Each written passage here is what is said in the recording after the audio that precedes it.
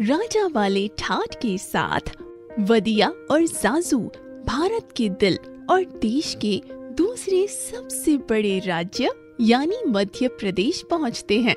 अपने सफर की शुरुआत वो ग्वालियर के फोर्ट से करते हैं। भारतीय परंपरा बहुत पुरानी है और इसकी झलक हमें ग्वालियर के किले में देखने को मिलती है, जो देश के सबसे पुराने किलों में से एक है। ऊपर से शहर का नजारा कितना प्यारा है।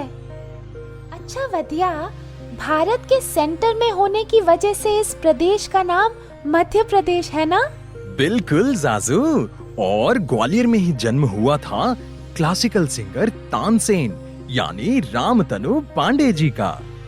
यहाँ के लोक नृत्य मटकी और गंगौर हैं। गंगौर नृत्य महिलाएं गंगौर उत्सव के समय करती हैं। अच्छा, वैसे गा तो तुम भी अच्छा लेते हो वदिया। तो लो फिर। निकले हम सफर पे, मंजिल का क्या पता, अरे ये रास्ते हमें अब ले जाए कहाँ, अरे ये रास्ते हमें अब ले जाए कहाँ। हंसते गाते दोनों ओरछा पहुंचते हैं।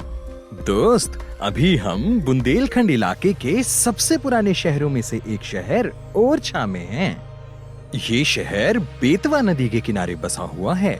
वैसे मध्य प्रदेश की सबसे बड़ी और महत्वपूर्ण नदी है नर्मदा नदी। वदिया, मुझे तो ये किले बहुत पसंद आ रहे हैं। अब चलो जल्दी से दूसरे किले की ओर चलते हैं। ओरछा से दोनों खजुराहो की ओर चल पड़ते हैं। रास्ते में वदिया जाजू को बताता है कि मध्य प्रदेश कपड़ों के मामलों में काफी आगे है और यहाँ की महेश्वरी और चंदेरी साड़ी दुनिया भर में फेमस है। दोनों खजुराहो के मंदिर में घूम रहे होते हैं। जाजू, मध्य प्रदेश में हमें इतिहास के बारे में सीखने को बहुत कुछ मिलता है। जैसे खजुराहो के ये मंदिर मेडिवल सेंचुरी में चंदेला डायनेस्टी द्वारा बनाए गए थे। अरे वाह, तुम लोगों ने लेकिन इन्हें बहुत अच्छे से मेंटेन करके रखा है और इनमें कितनी डिटेलिंग के साथ काम किया गया है। हाँ, तभी तो इन मॉन्यूमेंट्स को यूनेस्को द्वारा वर्ल्ड हेरिटेज साइट्स घोषित किया गया है। इसके साथ सांची स्तूप और भीमबेटका रॉक शेल्टर्स को भी यूनेस्को द्वारा वर्ल्ड हेरिटेज साइट्स घोषित किया गया है, जो मध्य प्रदेश में ही है। अच्छा वदिया, सांची स्तूपा वही जगह है ना जिसकी फोटो 200 के नोट पर होती है? बिल्कुल सही दोस्त। सांची स्तूप की बौद्ध धर्म में बहुत मान्यता है।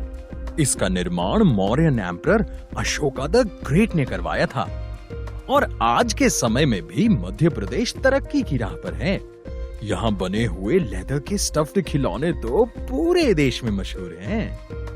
इतिहास की बातें करते हुए दोनों जबलपुर पहुंच जाते हैं और सड़क के किनारे एक ढाबे में खाना खाते हैं, जहां उन्हें मध्य प्रदेश का लोकल दाल बाफला खाने को मिलता है।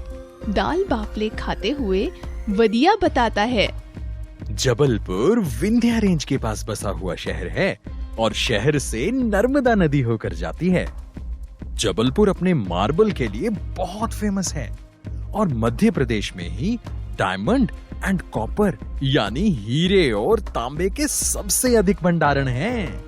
अच्छा, वैसे ये नेचुरल रिसोर्सेज बहुत जरूरी हैं, इसीलिए हमें इनका सावधानी से इस्तेमाल करना चाहिए।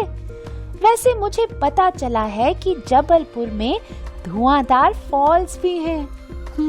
तुम्हें कैसे पता? रोटी देने वाले भैया ने बताया। जबलपुर से निकलकर दोनों सतपुड़ा टाइगर रिजर्व पहुंचते हैं और जंगल सफारी पर चल देते हैं। मध्य प्रदेश को टाइगर स्टेट भी कहा जाता है क्योंकि दुनिया की लगभग 10% टाइगर्स की आबादी यहीं पर है। धीरे बोलो दोस्त, हम अभी एक टाइगर के पास हैं। मध्य प्रदेश में 9 नेशनल पार्क्स और 6 टाइगर रिजर्व्स हैं। जिनमें से कान्हा नेशनल पार्क टाइगर्स के लिए और Bandhavgarh national park white tigers के लिए फेमस है। सतपुरा में लेपर्ड्स और इंडियन बाइसन भी रहते हैं। यही सतपुरा में ही पंचमढ़ी भी है, जिसे सतपुरा की रानी भी कहते हैं। लोगों का मानना है कि यहीं की गुफा में आकर पांडवों ने शरण की थी। बढ़िया दोस्त, तुम ये व्यू एंजॉय करो यार। सफारी का आनंद लेने के बाद दोनों भोपाल की ओर चल देते हैं। रास्ते में वदिया बताता है कि मध्य प्रदेश कई लेजेंडरी पर्सन जैसे अटल बिहारी वाजपेयी, रानी अहिल्याबाई होलकर, मधु यादव, कैलाश सत्यार्थी, चंद्रशेखर आजाद, तात्या टोपे, लता मंगेशकर, B.R. अम्बेडकर और राहुल द्रविड़ की जन्मभूमि भी है। भोपाल मध्य प्रदेश की राजधानी है और इसे लेक सिटी भी कहते हैं। भोपाल को राजा भोज द्वारा निखारा गया है। और शायद ये उनका ही स्टैचू है। बिल्कुल सही।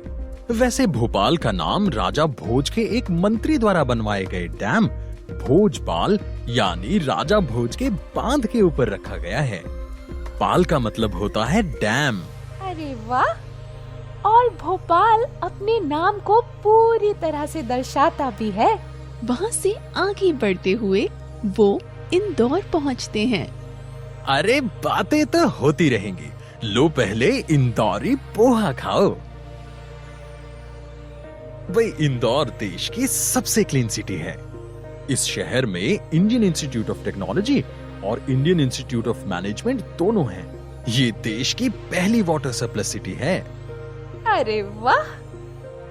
क्या आप जानते हो मध्य प्रदेश में मलखम स्टेट स्पोर्ट है। मलखम को डंडे या रस्सी की मदद से परफॉर्म किया जाता है और सोयाबीन की खेती सबसे ज्यादा यहीं होती है।